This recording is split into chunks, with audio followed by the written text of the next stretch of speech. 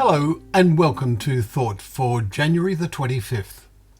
Our readings are Genesis chapter 41, Psalm 45 and Matthew chapter 27.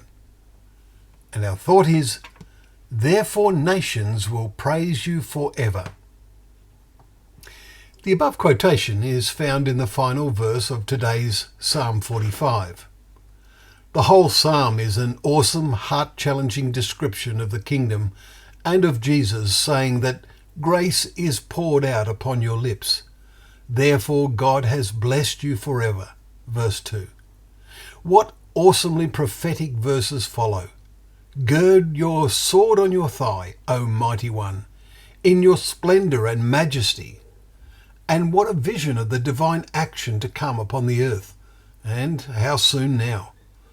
We read on in verse 4, in your majesty ride out victoriously for the cause of truth and meekness and righteousness. Those three words, truth, meekness and righteousness, will cause your name to be remembered in all generations.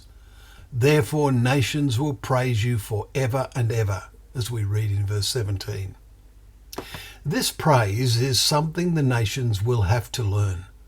And what a learning curve that will be. How awesome the start of the kingdom will be. We are told in verse 5, your arrows are sharp in the heart of the king's enemies. The peoples fall under you. We call to mind God's words through Isaiah in his words about the latter days in chapter 2, that he shall judge between the nations and shall decide disputes for many peoples. Verse 4. We sense from this that the nations will learn to praise you forever. There is no solution for disputes today.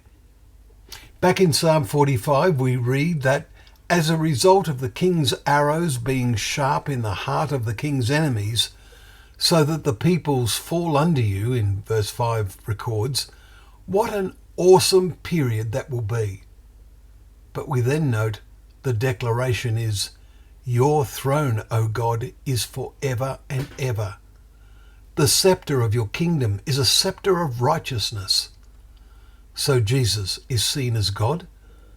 The next verse gives us the explanation, that because you have loved righteousness and hated wickedness, therefore God, your God, has anointed you with the oil of gladness.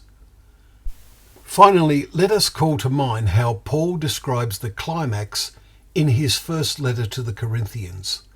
He tells us that Jesus must reign until he has put all his enemies under his feet. The last enemy to be destroyed is death. For God has put all things in subjection under his feet. But when it says all things are put in subjection, it is plain that he is accepted who put all things in subjection unto him. When all things are subjected to him, then the Son himself will also be subjected to him who put all things in subjection unto him, that God may be all in all. Chapter 15 verses 25 to 28. And therefore nations will praise you forever. Well, thank you once again for joining us for Thought for the Day, where together we can open up the pages of God's Word. That Word is a lamp to our feet and a light to our path.